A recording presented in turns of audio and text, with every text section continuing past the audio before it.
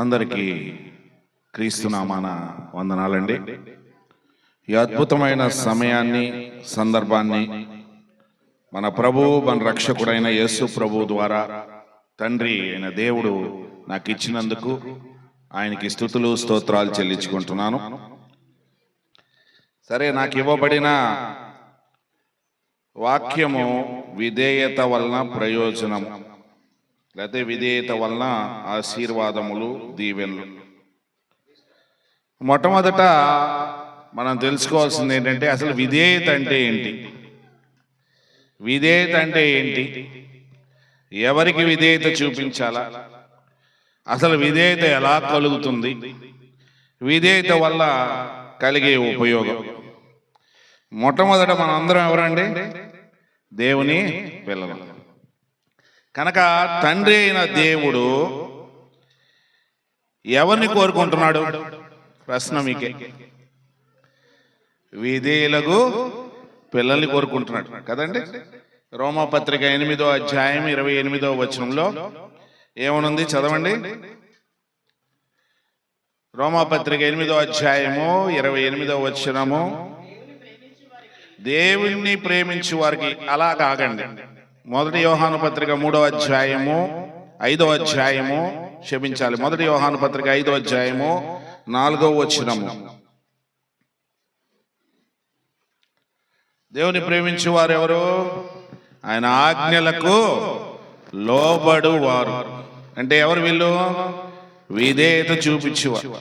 So దేవుణ్ణి ప్రేమించు వారికి అనగా, చదవండి, ఆయన సంకల్పము చొప్పున పిలువబడిన వారికి మేలు కలుగుటకై సమస్తము సమకూడి జరుగుచున్నవని ఎరుగుదాం. ఆయన సంకల్పము చొప్పున పిలువబడిన వారు అంటే దేవుడు ఏం కోరుకుంటున్నాడండి? కుమారులు. అంటే ఎలాగా? విధేయులైన కుమారులు. అసలు విధేయత ఎలాగుండాలి, విధేయత వల్ల ఏం కలుగుతుంది అని దేవుడు మనకి చెప్తే కదా మనకు తెలుస్తుంది. చెప్పబోతే తెలుస్తుందా? చెప్పబోతే తెలియదు. కనుక మొట్టమొదట విధేయతను మూల భాషలో ఏమంటారో అనేది చూద్దామండి. హెబ్రీ భాషలో మనం చూస్తే SHEMA, షమ్మా అన్నారు. SHEMA, షమ్మా. దాని అర్థం ఏంటంటే here, listen and obey. Here, listen and obey. Here అంటే వినుట, లిజన్ అంటే శ్రద్ధగా వినుట, ఒబే అంటే దానికి లోబడి జరిగించుట. దీన్ని షమ్మా అన్నారు. హీబ్రూస్ దీన్ని ఎలాగా మాట్లాడే వాళ్ళంటే, దీని గురించి ఆలోచన చేస్తే, Hebrews understands that true obedience meant not just hearing God's word, but also acting on it, transforming one's life in accordance with it. హెబ్రీలు ఎలాగ అర్థం చేసుకున్నారంటే, ఇది శ్రద్ధగా వినుట మాత్రమే కాదు, దాని ప్రకారము జరిగించుట, అనగా తన జీవితాన్ని దాని ప్రకారము కట్టుకొనుట లేకపోతే జీవించుట. దాన్ని విధేయత అన్నాడు. గ్రీకు పదంలో వచ్చి హుపాకో అన్నాడు. HUPAKOA. హుపాకో అంటే listening that leads to action, reflecting A heart aligned with divine wisdom. అంటే అర్థం ఏంటంటే శ్రద్ధగా వినిన దాన్ని జరిగించుట, హృదయానుసారముగా దైవికమైన జ్ఞానమును జీవించుట ద్వారా ప్రత్యక్ష పరుచుట. అంటే ఏం కనపరుస్తామో జీవించుట ద్వారా? దేవుణ్ణి కనపరుస్తాం. పౌలు గారు ఒక అద్భుతమైన మాట అంటారు.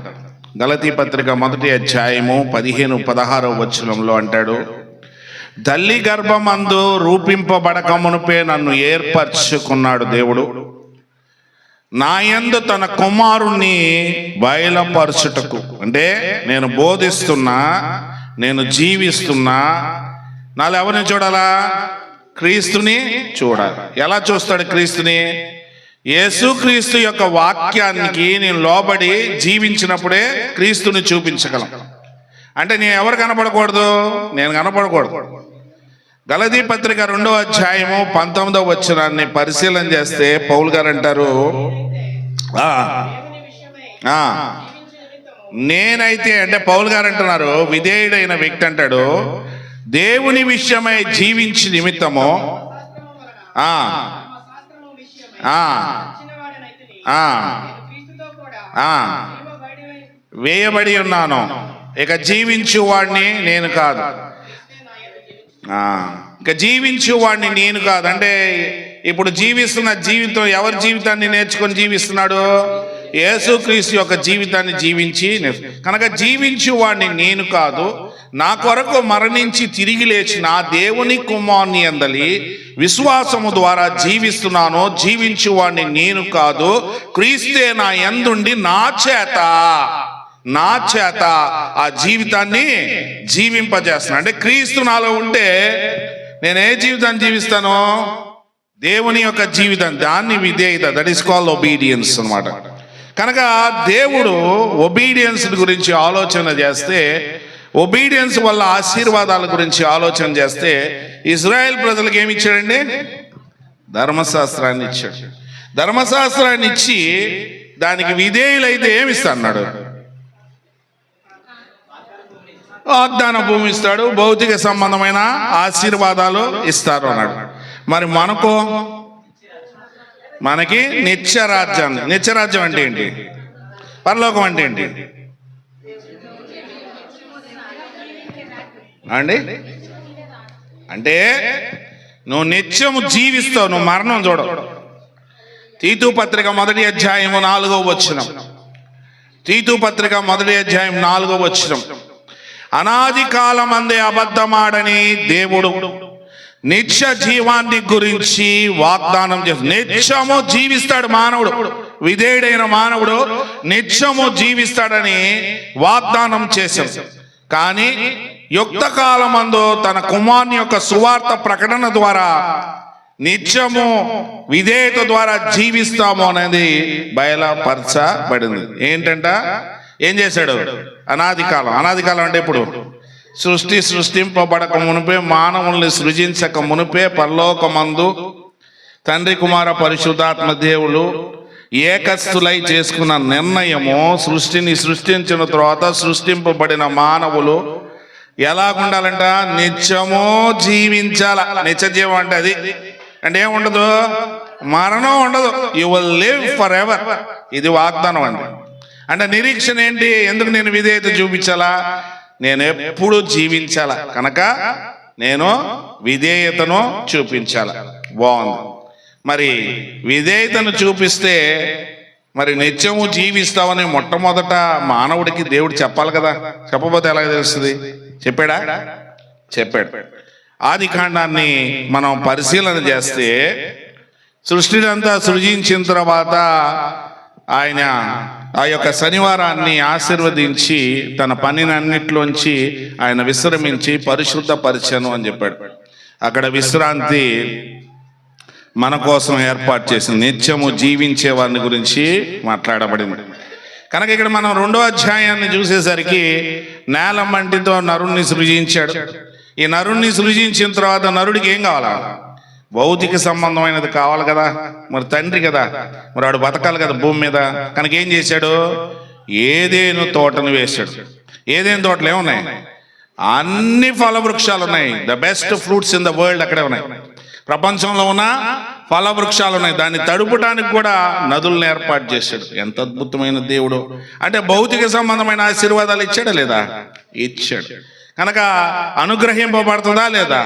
అనుగ్రహింపబడుతుంది. అనుగ్రహించాడు. ఇప్పుడు ఆ భూమిని సేద్యపరచుటకు నరుడు లేడు కనుక నరుణ్ణి సృజించిన తర్వాత నరుణ్ణి తీసుకొచ్చి ఏదేను తోటలో పెడతాడు. పెట్టిన తర్వాత విధేయతను గురించి మాట్లాడి దాని ద్వారా వచ్చే ఆ యొక్క ప్రయోజనాలు లేకపోతే ఫలము, ఆశీర్వాదము, దీవెన గురించి మానవుడితో మాట్లాడతాడు. కనుక ఆదికాండము 2వ అధ్యాయము 9, 10వ వచనాన్ని ఆలోచన చేద్దాం. చదవండి సహోదరులు ఎవరైనా. మరియు దేవుడైన యెహోవా చూపునకు రమ్యమైనది, ఆహారమునకు మంచిదియునైనా ప్రతి వృక్షమును, ఆ తోట మధ్యను జీవవృక్షమును, మంచి చెడులు తెలివినిచ్చు నేల నుండి మొలిపించాను. మరియు ఆ తోటను తడుపుటకు ఏదేనులో నుండి ఒక నది బయలుదేరి అక్కడ నుండి చాలండి. సో నదిని ఏం చేశాడు? తోటను తడుపుటకు నదిని కూడా ఏర్పాటు చేశాడు. ఎంత అద్భుతమైన దేవుడు. కానీ మానవుడికి ఏం చెప్పాడండి? ఒకసారి 15 నుంచి 17 వచనాన్ని ఆలోచన చేద్దాం. మరియు దేవుడైన యెహోవా నరుని తీసుకొని ఏదేను తోటను సేద్యపరచుటకును కాచుటకును దానిలో ఉంచెను. మరియు దేవుడైన యెహోవా ఈ తోటలో ఉన్న ప్రతి వృక్ష ఫలమును నిరభ్యంతరముగా కోసుకుని తినే. నిరభ్యంతరంగా, నీకేమీ లేదు. ద బెస్ట్ ఫ్రూట్స్ అండి. ఇదేనా మనం అంతా డబ్బులు పెట్టి కొనుక్కుంటున్నాం. ఆదాంకి ఏమీ లేదు, కానీ ఆదాంకి మటుకు ఒకటి చెప్పాడు. అంటే ఆ తోటలో ఉన్నవన్నీ పొందుకోవాలన్నా, నువ్వు నిత్యము జీవించాలన్నా నీకు విధేయత అవసరం. అబ్బాయి, నీకు విధేయత అవసరం. అంటే ఏం తెలుసుకోవాలా? నేను సర్వశక్తిమంతుడైన దేవుణ్ణని మాట్లాడతాడండి. ఆదికాండం 17వ అధ్యాయం 1వ వచనంలో అంటాడు, 1-2 వచనంలో, నేను సర్వశక్తిమంతుడైన దేవుణ్ణని నా ఎదుట నిందారహితముగా నడుచుకోవాలి. అంటే దేవుడు ఏం కోరుకుంటున్నాడు? నింద అనేది ఉండకూడదు. నీ దేవుడు ఎవరో నువ్వు తెలుసుకోవాలా. సర్వశక్తిమంతుడు. ఆయన ఎదుట విధేయుడైన వ్యక్తి ఎలా ఉండాలా? నిందారహితుడుగా ఉండాలా. అంటే ఆయన చెప్పిన ప్రతి మాటను జరిగించాలి. ఇదే దేవుడు కోరుకుంటాడు, ఇంకేం కోరుకోడు దేవుడు. కనుక ఇక్కడ ఏం చెప్తున్నాడు చూద్దామండి. ఆదాంతో చదవండి. ఆదికాండం 2వ అధ్యాయం. దేవుడైన యెహోవా 15, 16, 17 అండి.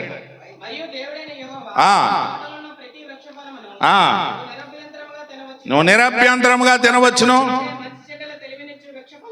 అయితే మంచి చెడులు తెలివినిచ్చు వృక్ష ఫలమును తినకూడదు. నీవు వాటిని తిని తినమనా నిశ్చయముగా చచ్చదమని ఆజ్ఞాపించను. ఒక పండు తినొద్దనండి. అంటే ఎందుకు అన్నాడు? వీడు అసలు లోపడతాడా? లోపడ్డా ఏదైనా మనం ఎన్ని లోపడుతున్నామో. దేవా నన్ను దీవించు, దేవా నన్ను ఆశీర్వదించు. ఉపవాసం ప్రార్థన చేస్తే దేవుడు ఇచ్చేస్తాడు, రాత్రంతా ప్రార్థన చేస్తే దేవుడు ఇస్తాడు. కానీ ఇజ్రాయెల్ ప్రజలతో, నా ప్రజలకు జ్ఞానము లేదు, నశించిపోతున్నారు. నా ప్రజలకు జ్ఞానం లేదు, చీకట్లో తడువులాడుతున్నాడు. అర్థం కావట్లా దేవుడు చెప్పేది ఏంటో. వై? బికాస్ మన మైండ్ దేవుడు వాక్యం మీద ఉండదండి. కనుక తిన్న దినమున నిశ్చయముగా చచ్చదు. అంటే ఏమి పోతుందంట? భౌతిక సంబంధమైనది. ఫస్ట్ ఫెలోషిప్ పోద్ది, దేవునితో సహవాసం పోద్ది. దేవుడికి అలాంటి వాళ్ళు అవసరం లేదు, తోసేస్తాడు. అందుకనే 1 యోహాను పత్రిక 3వ అధ్యాయం 4వ వచనం, ఆజ్ఞ అతిక్రమము పాపము. ఎన్ని పాపాలు ఉన్నాయి? 4 రకాల పాపాలు కదండి. ఆజ్ఞ అతిక్రమమే పాపం. కనుక ఏం చేశాడు మానవుడు? పాపం చేసి అవిధేయత వల్ల ఏం కోల్పోయాడంటే భూమి మీదకి ఏమొచ్చేసింది? శాపం వచ్చేసింది. ఆదికాండము 3వ అధ్యాయాన్ని మనం పరిశీలన చేసినప్పుడు 14వ వచనం నుంచి ఒకసారి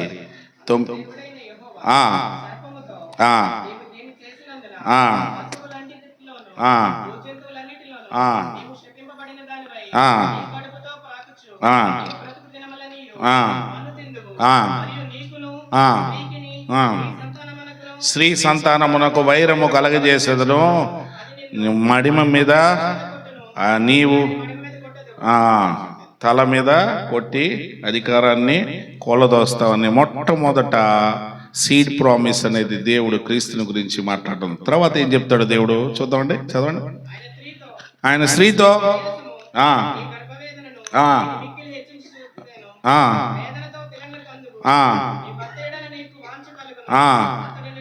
ఏలును. నీవు ఎవరి మాట విని? నా మాట వినలా, నాకు లోపడలా. మరి ఎవరికి లోపడ్డావు? ఏదైతే తినవద్దనా నీ భార్యకి లోబడి నేను తినవద్దనా తింటివి కనుక నీ నిమిత్తము శపించబడింది. ఫస్ట్ కర్సెస్ కమ్మండి. కర్స్ రాగానే ఏమవుతుందండి?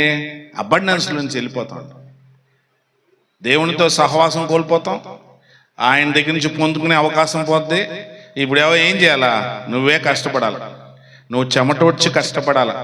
కష్టపడి ఏ మంటి నుంచి తీసానో ఆ మంటిని దున్నటానికి నేను తోలేస్తాడు. ఎక్కడి నుంచి తోలేశాడు? ఏదైనా సమృద్ధిలోంచి మళ్ళీ లేమిలోకి వెళ్ళిపోయి అదేమిస్తుంది?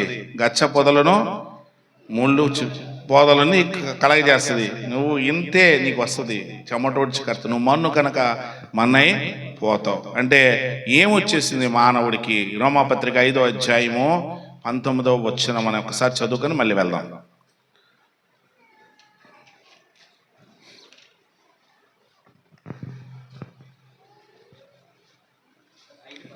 5:12 చదవండి.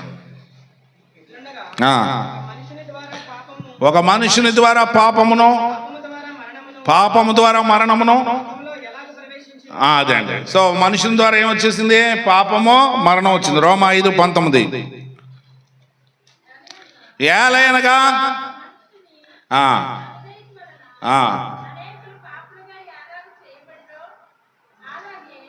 పురుషులు ఎవరైనా చదవండి. ఏలయనగా ఒక మనిషిని అవిధేయత వల్ల అనేకులకు పాపులుగా ఎలాగా చేయబడుదురో అలాగే అనేకులు నీతిమంతులుగా చేయబడుదురు. కనుక విధేయతల ద్వారా ఏమవుతాం? నీతిమంతులు. రోమా 8:29-30 చదవండి. ఇందాక 28 చదివావు కదా, 29-30 చదవండి. ఎందుకనగా తన కుమారుడు అనేక సహోదరుల్లో జ్యేష్ఠుడగునట్లు దేవుడు ఎవరిని ముందు ఎరిగెనో ఆరు తన కుమారునితో సారూప్యము, అంటే అదే రూపము గలవారగునట్లు వారిని ముందుగా నిర్ణయించెను. మరియు ఎవరిని ముందుగా నిర్ణయించెనో వారిని పిలిచెను. ఎవరిని పిలిచెనో నీతిమంతులుగా చేసెను. ఎవరిని నీతిమంతులుగా చేసెనో వారిని మహిమపరచు. కనుక యేసుక్రీస్తు యొక్క విధేయత వల్ల ఏమవుతుంది? నీతి కలగాలి. దేవుని యొక్క వాట్ ఈస్ ద ఒబీడియన్స్ తర్వాత చూద్దామండి. కనుక ఇప్పుడు మనం జాగ్రత్తగా పరిశీలన చేస్తే యెషయా గ్రంథము 1వ అధ్యాయము 2-3 వచనాలని చదువుతాం. అంటే ఎవరికి విధేయత చూపించాలి? దేవుడు ఏం మాట్లాడుతున్నాడు? యెహోవా మాట్లాడుచున్నాడు, ఆకాశమా ఆలకించుము, భూమి చెవియొగ్గము. నేను పిల్లలను పెంచి గొప్పవారినిగా చేసేది, వారు నా మీద తిరగబడి ఉన్నారు. అంటే ఏం చేశాడు? గొప్పవారు చేశాడు, కానీ లోపట్టంలో ఆయన మాట వింటం లేదు. కనుక 3వ వచనం అంటాడు, ఎద్దు తన కామందు నెరుగును, గాడిద సొంత వాని దొడ్డి తెలుసుకును, ఇజ్రాయేలుకి తెలివి లేదు, నా జనులు యోచింపరు. 5వ వచనం, నిత్యము తిరుగుబాటు చేయుచు. 19వ వచనం, మీరు సమ్మతించిన మాట విని నీడలా మీరు భూమి యొక్క మంచి పదార్థములు.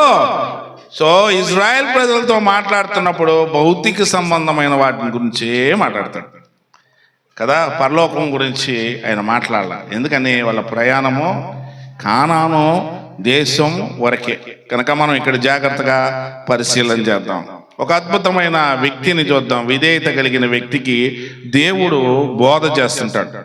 యెహోషువ గ్రంథము 1వ అధ్యాయం 1-9 వచనము, కానీ 5 నుంచి చదువుదామండి. కనుక ఇక్కడ ఏం జరుగుతుంది సందర్భం అంటే, తన సేవకుడైన మోషే నాయకత్వాన్ని వహిస్తున్న వ్యక్తి మృతి చెందాడు. కనుక దేవుడు ఏం చేస్తున్నాడు? ఇప్పుడు యుద్ధానికి వెళ్ళాల. యుద్ధాలు చూశాడు వ్యక్తి, కానీ యెహోషువకి ఏమొచ్చేస్తుంది? ధైర్యం చాలటంలా. మోషే లేడు కదా, కనుక యుద్ధాల గురించి ఆలోచిస్తున్నాడు. కానీ ఈ దినాన దేవుడు విధేయతను గురించి మాట్లాడతాడు. విధేయత చేస్తే దేవుడు యుద్ధం చేస్తాడు. విధేయత లేకపోతే నువ్వు యుద్ధం చేయాలి. నువ్వు యుద్ధం చేస్తే నువ్వు చచ్చిపోతావు. కనుక యెహోషువతో ఏం మాట్లాడుతున్నాడు? నూను కుమారుడైన యెహోషువ నా సేవకుడైన మోషే మృతి చెందాను. ఇప్పుడు 5వ వచనం చూడండి ఏం చెప్తున్నాడు. ఏమిటండి? నువ్వు బ్రతుకు దినములన్నిట్లో ఏ మనుష్యుడనో నీ ఎదుట నిలవలేడు. నేను మోషేకు తోడై ఉండినట్లు నీకును తోడై ఉందును, నిన్ను విడవను, ఎడబాయను, నిబ్బరము కలిగి ధైర్యముగా ఉండము. వారికిచ్చదనని నేను వారి పితరులతో ప్రమాణం చేసిన ఈ దేశమును నిశ్చయముగా నీవు ఈ ప్రజలకు స్వాధీనము చేసేదవు. ఇక్కడ ఇక్కడ ఏం మాట్లాడుతున్నాడు? భౌతిక సంబంధమైన వాగ్దాన భూమిని పొందుకుంటావు, కానీ జాగ్రత్త తీసుకోవాలి. కానీ యుద్ధానికి వెళ్తున్నాడు, మరి ఆయుధాలు తయారు చేసుకోవాలని చెప్పాలి కదా దేవుడు. ఆయుధాలు చేసుకోమని చెప్తున్నాడు. అయితే ఇక్కడండి అంటే బీ కేర్ఫుల్. ఎందుకని కేర్ఫుల్గా ఉండమంటున్నాడు? నువ్వెవరి సేవకుడువు? నువ్వెవరిని సేవిస్తున్నావు? దేవుణ్ణి సేవిస్తున్నావు అంటే నువ్వు ఎవరికి విధేయుడు చూపించాలి? ఎవరికి భయపడాలా? ఎవరితో? దేవుడికి భయపడాలా. ముందు అది తెలుసుకోవాలి. నువ్వు నీ ఇష్టం వచ్చినట్టు వెళ్ళిపోవడానికి అక్కడ కుదరదు. కనుక అయితే నీవు నిబ్బరము కలిగి జాగ్రత్త పడి బహుధైర్యముగా ఉండి నా సేవకుడైన మోషే నీకు ఆజ్ఞాపించిన ధర్మశాస్త్రం అంతటి చొప్పున చేయవలెను. నువ్వు నడుచు ప్రతి మార్గమున. ఏ వాక్ చెప్తున్నాడు? ఏ నడత చెప్తున్నాడు? శారీరక నడత చెప్పడం లేదండి. ఆత్మీయ నడతకు జాగ్రత్త తీసుకో. శారీరక నడత గురించి నువ్వు దిగులు పడద్దు. కనుక ఏం చెప్తున్నాడు? ముందు శారీరక నడత గురించి నువ్వు భయపడద్దు. నేను మోషేతో ఉన్నట్టు నేను నీకు తోడై ఉంటాను, యుద్ధం చేసేవాడిని నేను. కానీ నువ్వు జాగ్రత్త తీసుకోవాల్సింది ఏంటి? స్పిరిచువల్ వాక్లో మటుకు నువ్వు జాగ్రత్త తీసుకోవాలా. అంటే ఆత్మీయ ప్రవర్తన నా కను దృష్టి ఎదుట నిందారహితముగా ఉండాలి. ఇదే ఎవరితో మాట్లాడిన దేవుడు. కనుక మనకు బాగా తెలుసు, కీర్తన 14:2 అంటాడు కదండి, యెహోవా కన్నులో లోకమంతా సంచారము చేస్తుందంట. వివేకము కలిగి దేవుని యొక్క వాక్యములో ఉన్న ఉద్దేశాన్ని ఎరిగి ఆ ఉద్దేశానుసారంగా జీవించే మానవుడు కలడా. వివేకము కలిగి దేవుణ్ణి వెతికేవాడు దేవుని పరంగా ఎలా జీవించాలి, దేవుని వాక్యము నేను ఎలా చేయాలి, నాకు ఇవ్వబడిన జీవితాన్ని నేను ఎలా జీవించాలి, ఆ కడు దృష్టి ఎదుట నేను చక్కగా ఎలా ప్రవర్తించాలి అని చూసేవారు కలరా అని చూస్తుంటాడు దేవుడు. పరలోకం నుంచి చూస్తుంటాడు మన అందరిని కూడా. కానీ చూద్దాం, చదవండి. నీవు ఆ ధర్మము నుంచి కుడికి గాని ఎడమకు గాని తొలగకూడదు. నీ ధర్మశాస్త్ర గ్రంథమును నీవు బోధింపక తప్పిపోకూడదు. దానిలో రాయబడిన వాటన్నిటినీ ప్రకారము చేయుటకు నీవు జాగ్రత్త పడినట్లు దివారాత్రులము జానించిన ఎడల నీ మార్గమును ఏ మార్గం? ఆత్మీయ మార్గమును వర్ధిల్ల చేసుకొని చక్కగా నా కను దృష్టి ఎదుట ఆత్మీయంగా ప్రవర్తించేదవు. ఇప్పుడేమంటున్నాడు? నిబ్బరము కలిగి ధైర్యముగా ఉండము, దిగులు పడకము, జడియకము. నీవు నడుచు మార్గం అంతట్లో నీ దేవుడైన యెహోవా నీకు తోడే. ఇప్పుడు ఏం చెప్తున్నాడండి? ఏ జాగ్రత్తగా చెప్తున్నాడు?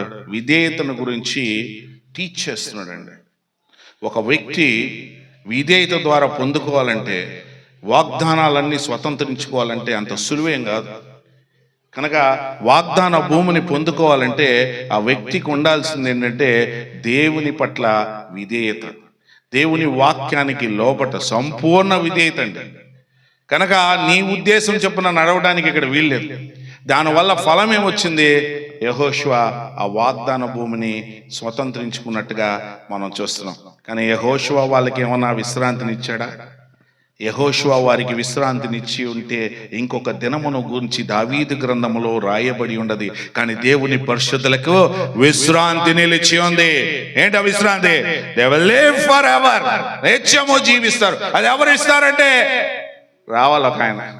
పరిశుద్ధులకు ఒక్కసారి అప్పగింపబడిన పరిశుద్ధమైన బోధ, పరిశుద్ధమైన జీవితాన్ని జీవించే బోధ, ఆత్మీయ బోధ, దేవుని స్వరూపంలో మార్చే బోధ, యేసుక్రీస్తులాగా తయారయ్యే బోధ, ఆ బోధ రావాలి భూమి మీద.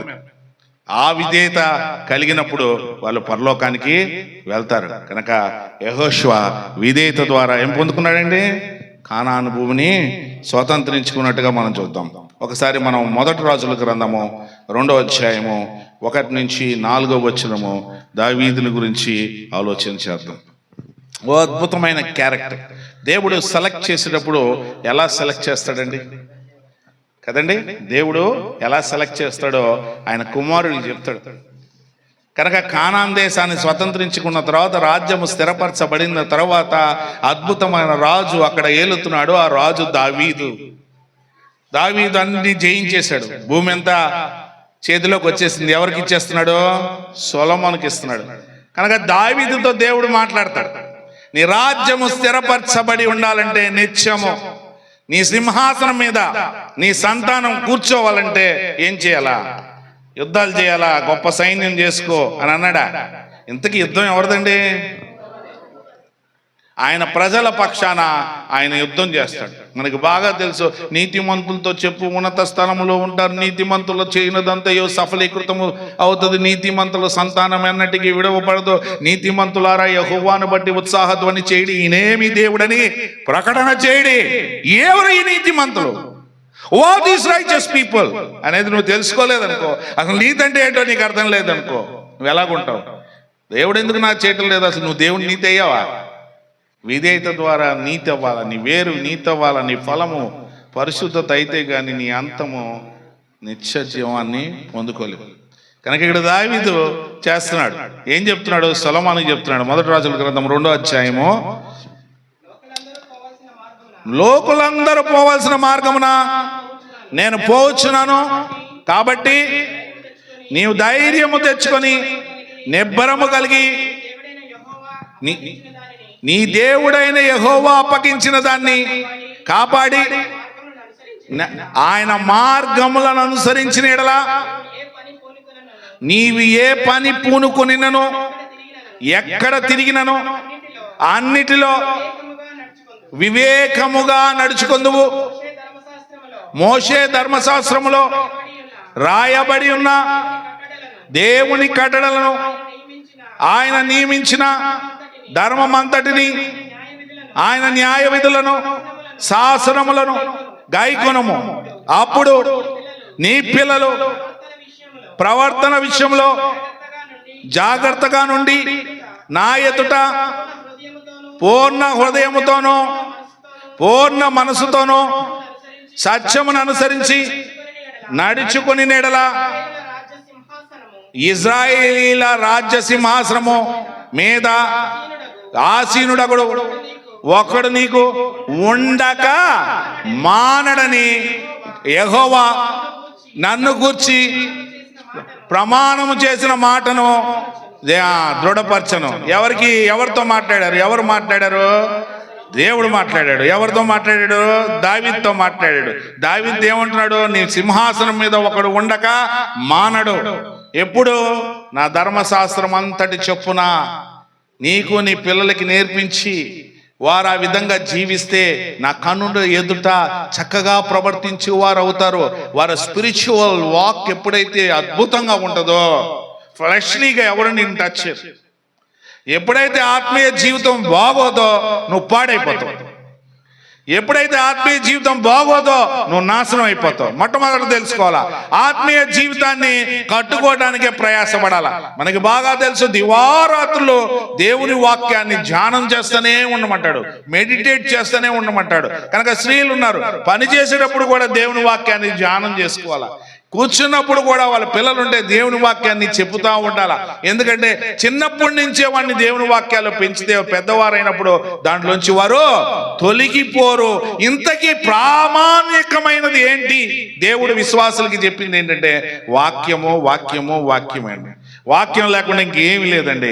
వాక్యము కలిగిన వాడు శక్తిమంతుడు. 1 యోహాను పత్రిక 2వ అధ్యాయము 14 వచనము, యవ్వనస్తులారా మీరు బలవంతులు, మీ యందు వాక్యము నిలిచి ఉంది. ఎవరండి బలవంతుడు? ఎవరండి శక్తిమంతుడు? ఎవరండి విజయాలు చేసేవాడు అంటే ఎవరి యందైతే వాక్యము నిలిచి ఉంటుందో. వాక్యం ఎలాగ నిలిచి ఉంటుంది అనే విషయాన్ని ఆలోచన చేద్దాం. కనుక ఇందాక మనం చూసాం, ఏం చూసాం? హీబ్రూ భాషలోను గ్రీక్ భాషలో చూసాం. వినాలంటే వినటం ద్వారా ఏం కలుగుతుంది? రోమాపత్రిక 10వ అధ్యాయము 17వ వచనం ఏం కలుగుతుందండి? వినుట వల్ల విశ్వాసము కలుగును, విశ్వాసము క్రీస్తుని గురించిన మాట వలన కలుగును. కనుక విశ్వాసాన్ని పెంపొందించుకోవాలంటే ఏం చేస్తూ ఉండాలా? వాక్యాన్ని వింటానే ఉండాలా, వాక్యాన్ని ధ్యానం చేస్తూనే ఉండాలా. తద్వారా నువ్వేం చేస్తావు అంటే విధేయుడు అవుతావు. అంటే ఎక్కడ నేను తప్పిపోతున్నావు? వినటం వల్ల నిన్ను సరి చేసుకునే అద్భుతమైనది నీకు తెలపబడుతూ ఉంటుంది. నీకు తెలియని ఆశ్చర్యమైన సంగతులు, నీ మనోనేత్రాలు వెలిగింపబడే సంగతులు, దేవునికి నేను ఎలాగ ఇష్టంగా ఉండాలా, దేవుని నేను ఎలాగో ప్రీతిపరచాలా, ఏ విషయంలో నేను తప్పిపోతున్నానో ఇవన్నీ బుద్ధి కలుగుటకు, బోధ కలుగుటకు రాయబడినాయి. ఒక్కొక్క వ్యక్తి యొక్క జీవితాన్ని చూసుకుంటుంటే బుద్ధి కలుగుటకు, బోధ కలుగుటకు రాయబడి. అంటే బుద్ధి ఎప్పుడు కలుగుతుంది? చిన్నపిల్లోడికి చెప్తామండి, గుంట ఉంది, రా బాబు దానికి వెళ్ళమాక, పడిపోతే దెబ్బలు తవ్వుతావు. వాడు వెళ్తాడు, పడిపోతాడు. అప్పుడేమంటుంది తల్లి, నీకు బుద్ధి లేదురా అంటుంది. ఏం లేదు? ఇప్పుడు బుద్ధి ఎప్పుడు వస్తుంది? వాక్యానుసారంగా నువ్వు జీవించినప్పుడు మాత్రమే నీకు బుద్ధి వచ్చినట్టు. వాక్యానుసారంగా జీవించకుండా వినుట మటుకు వింటే నీకు బుద్ధి కలిగినట్టు కాదు. ఒకసారి మనం రోమాపత్రిక 2వ అధ్యాయము 13 నుంచి 15 వచనాన్ని ఒక్కసారి ఆలోచన చేసుకుని వాక్యంలోకి వెళ్దాం. రోమాపత్రిక 2వ అధ్యాయము 13 నుంచి 15 వచనం.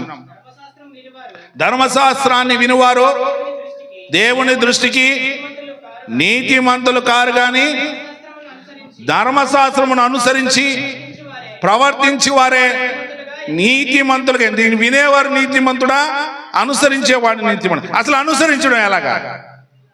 విధేయత చూపించడం ఎలాగా? అసలు కొత్త నిబంధనలో ఆ నిబంధనలో ఉన్న అగ్రిమెంట్ ఏంటి? అసలు దేవుడికి నీకున్న అగ్రిమెంట్ ఏంటి? చదవండి.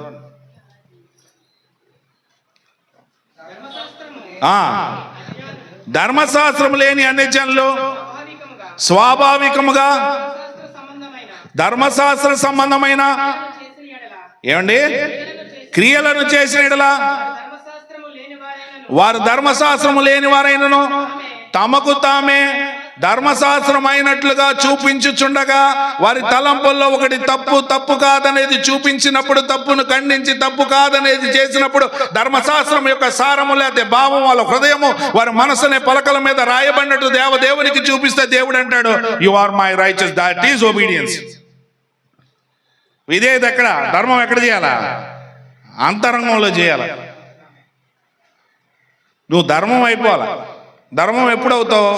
విశ్వాసం ద్వారా విని ఆ వాక్యంతో ఏకీభవించినప్పుడు ఏమైపోతావు అంటే you will become the righteousness of God. దేవుని యొక్క నీతి అవుతావు. That is the pure obedience.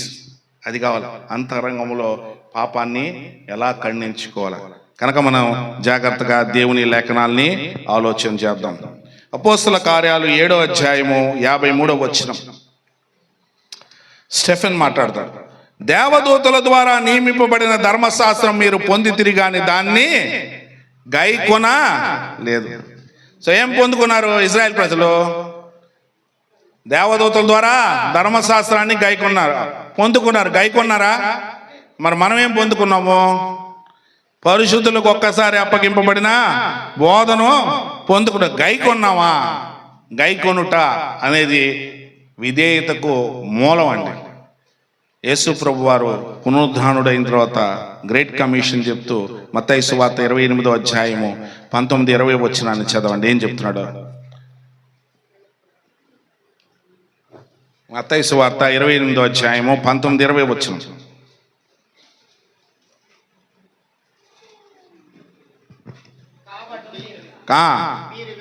మీరు వెళ్ళి సమస్త జనులను శిష్యులుగా చేయుడి, తండ్రి యొక్కయో కుమారుని యొక్కయో పరిశుద్ధాత్మ యొక్కయో నామములోనికి వారికి బాప్తిజం ఇచ్చుచు నేను మీకు ఏ సంగతులను ఆజ్ఞాపించుదునో వాటన్నిటినీ గాయకొనవలని బోధించుడి. ఇవిడేం చేయాలా? బాప్తిజం తీసుకున్న వాళ్ళు, శిష్యులైన వాళ్ళు ఏం చేయాలా? గాయకొనాల. గాయకొన్న వాళ్ళు ఎలాగైపోయారు? అపోస్తల కార్యాలు 11వ అధ్యాయం 25-26 వచనంలో గాయకొన్న వాళ్ళు ఎలాగైపోయారండి? ఏమని పిలిచారు? శిష్యులు క్రీస్తులు, క్రిస్టోస్ అని పిలువబడ్డారు. క్రీస్తులు అంటే ఏంటి? క్రీస్తు స్వారూప్యం వచ్చేసింది. యేసు ప్రభు వారి భూమి మీద ఉన్నప్పుడు ఇజ్రాయెల్ ప్రజలతో మాట్లాడతాడు. యోహాను సువార్త 5వ అధ్యాయము 37, 38, 39 తర్వాత 34వ వచనాన్ని చదవండి. యోహాను సువార్త 5వ అధ్యాయము 30. నన్ను పంపిన తండ్రియే నన్ను గూర్చి. సో యూదులతో మాట్లాడుతున్నాడు, ఇజ్రాయెల్ ప్రజలతో. ఏం తీసుకున్నారు వాళ్ళు? ధర్మశాస్త్రాన్ని తీసుకున్నారు కానీ గైకొనలేదు. గైకొనకపోవటం వల్ల వాళ్ళు ఏం పొందుకోలేకపోయారో, విధేయత చూపించుకోలేకపోవటం వల్ల ఏం కోల్పోయారో అక్కడ ఆయన మాట్లాడతారు. చదవ. మీరు ఏ కాలం అందైనను, అంటే ఏ కాలం? పితరుల కాలం కానీ ధర్మశాస్త్రపు కాలంలో కానీ ఇప్పుడైనను ఆయన స్వరము, ఆయన మాట వినలేదు, ఆయన స్వరూపం చూడలేదు. ఇంతకీ స్వరంలో ఏముంది? వాక్యంలో ఏముందండి? వాక్యానికి విధేయత చూపిస్తే you will become the right standing with God. దేవునితో ఏకీభవించువాడు దేవుని పక్షపు వాడు అవుతావు, దేవుని వాక్యానికి విధేయత అయినప్పుడు. కనుక మీరు ఏ కాలం అందైనను ఆయన స్వరం వెళ్ళలేదు కనుక ఆయన స్వరూపం చూడలేదు. నిత్య జీవము కలదా అనే లేఖనాలు పరిశీలన చేస్తున్నాం. ఆ లేఖనాలన్నీ కూడా నిత్య జీవము ఆయన స్వరంలో ఉన్నది, ఆయన స్వరూపంలో ఉన్నది. ఆ స్వరూపము నేనే అని లేఖనాలు నా గురించి సాక్ష్యం ఇస్తుంది. మీలో నా వాక్యమునకు చోటు లేదు.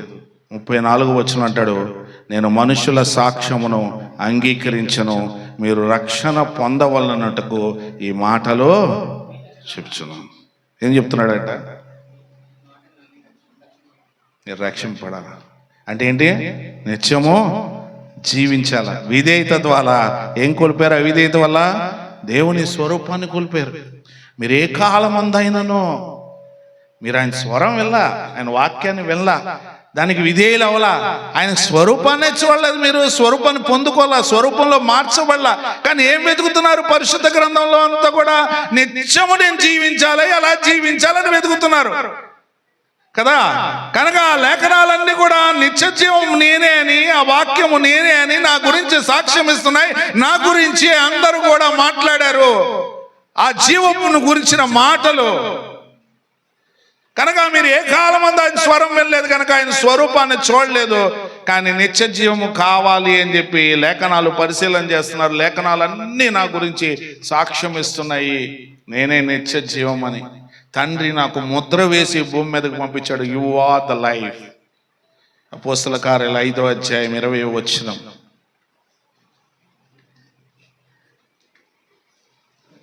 అపోస్తల కార్యాలు 5వ అధ్యాయము 20వ వచనం. ఈ జీవమును కూర్చిన మాటలనియు ప్రజలతో చెప్పుడని వారితో. ఏంటి మాటలు? యేసుప్రభు మాటలన్నీ నీవు నిత్యం జీవించే మాటలు. అంటే నేను ఎందుకు విధేయులు అవ్వాలా? దాని ప్రతిఫలం ఏంటంటే you will live for ever. So నీ యొక్క హృదయంలో ఏముండాలంటే తీతు పత్రిక 1వ అధ్యాయం 4వ వచనం నీకు ముద్ర వేసి పడిపోవాలి. కనుక యేసు ప్రభు దేని గురించి మాట్లాడుతున్నాడు? మృతుల పునరుద్ధానం గురించి మాట్లాడుతున్నాడు. అపోస్తలులు ఏం మాట్లాడుతున్నారు? మృతుల పునరుద్ధానం గురించి మాట్లాడుతున్నారు. అపోస్తల కార్యాలన్నీ మీరు చదవండి. మృతుల పునరుద్ధానం. యేసుక్రీస్తు నందు విశ్వాసం ఇస్తే నువ్వు చనిపోయి నన్ను తిరిగి లేచి ఇంకెన్నటికి మరణించావు. ఇదే మాటలు, ఇంకే దేని గురించి ఏం మాటలేవు. కనుక ఈ దినం కూడా మనం ఏం బోధిస్తున్నాం? వెళ్ళి లోకానికి వెళ్ళి ఈ వచ్చేస్తే అని బోధిస్తున్నారా? లేకపోతే ఎప్పుడు జీవిస్తావు అని బోధిస్తున్నావా? క్రీస్తు దగ్గరికి ఎందుకు రావాలి అంటే you will live for ever. మరణం కొట్టివేయబడుతుంది కనుక క్రీస్తుకి విధేయులు అవ్వాలా. ఇదే రక్షణ సువార్త. యేసు ఎవరంటే ఏం చెప్తావు? ఆయన నా జీవం అని చెప్పాలా. Is my life. ఆయన తెలుసుకుంటే నేను జీవిస్తా, లేకపోతే నేను మరణిస్తా. ఆ జీవమైన యేసు ప్రత్యక్షమైతే వాడబారని స్వాస్థ్యాన్ని నాకు ఇస్తాడు కనుక హేతు అడుగు వాడికి సమాధానం చెప్పేవాడు కానీ ఉండాలి. Oh is Christ is my life, life of the world. అంటే వాక్యం ఏంటంటే లైఫ్ ఆఫ్ ద వరల్డ్, కానీ లైఫ్ లివింగ్ బ్రెడ్. అది ఎంత అద్భుతమైన వాక్యాలండి క్రీస్తుని గురించి. కనుక ఇక్కడ మనం జాగ్రత్తగా ఆలోచన చేస్తే ఇజ్రాయెల్ ప్రజలతో మాట్లాడతాడు. కీర్తన 105వ కీర్తన 44వ వచనం. 105వ కీర్తన 44వ వచనం.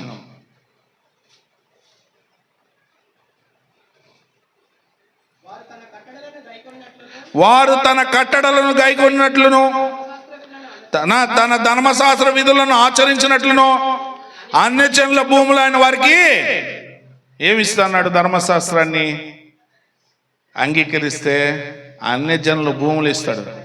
యేసుక్రీస్తు వాక్యానికి లోపడితే పరలోకాన్ని ఇస్తాను అంటున్నాడు. పోనీ ఇదేదో విలువ పెట్టి కొనేదా అంటే విలువ పెట్టి కొనేది కాదు. ఇదేమిటంటే ఇది విధేయత ద్వారా పొందుకునేదే. ఆయన చెప్పిన ప్రతి వాక్యానికి విధేయులై పొందుకునేదే. కనుక దీని ఎదుట ఏది కూడా రాదు. కనుక మనం జాగ్రత్తగా పరిశీలన చేస్తే ద్వితీయోపదేశ కాండాన్ని 5వ అధ్యాయాన్ని ఒకసారి జాగ్రత్తగా ఆలోచన చేద్దామండి. 5వ అధ్యాయం 22 నుంచి 33వ వచనాన్ని, అక్కడ కొండ మీద ఆయన యొక్క స్వరాన్ని వింటారు. ఈ మాటలు ఆ పర్వతం మీద దేవుడు అగ్ని మేఘ గాఢాంధకారముల ఆ మధ్య నుండి గొప్ప స్వరముతో ఈ సమాజం అంతటితో చెప్పి వాటిని రాసి నాకు ఇచ్చాను. మరి ఏమీ చెప్పలేదు. ఆ అగ్ని వల్ల మండుచున్నప్పుడు ఆ చీకటి మధ్య నుండి ఆ స్వరమును విని మీరు అనగా మీ పెద్దలను నా యొద్దకొచ్చి మన దేవుడైన యెహోవా ఘనతను మహత్యమును మాకు చూపించెను. ఆయన స్వరమును వింటిమి. దేవుడు నరులతో మాట్లాడిన బ్రతుకుతురని నేడు తెలుసుకొంటిమి. కాబట్టి మేము చావనేలా దహించును.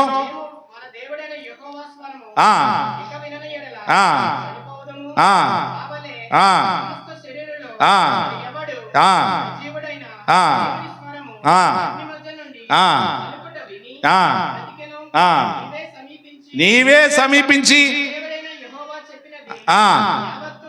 యావత్తు వినుము.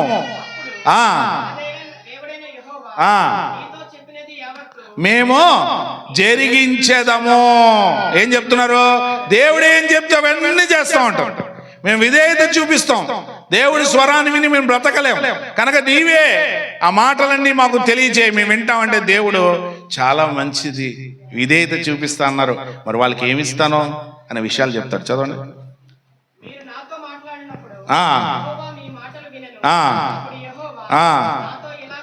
ఆయన ఈ నాతో ఇలాగూ సెలవించెను. నేను విని ఉన్నాను. వారు చెప్పినదంతయు మంచిదే.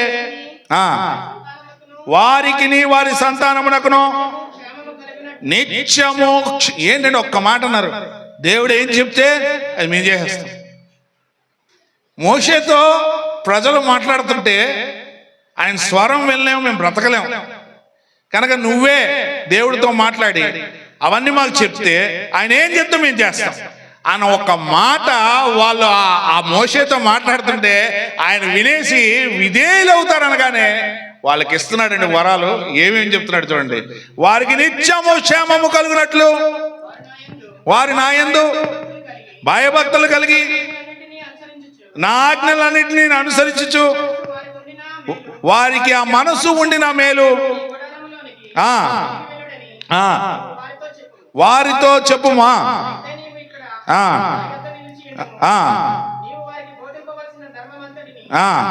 అనగా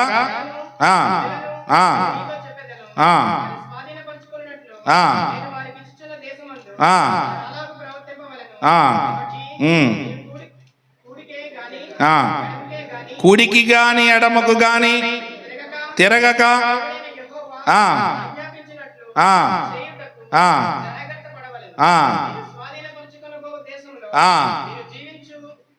సంవత్సరం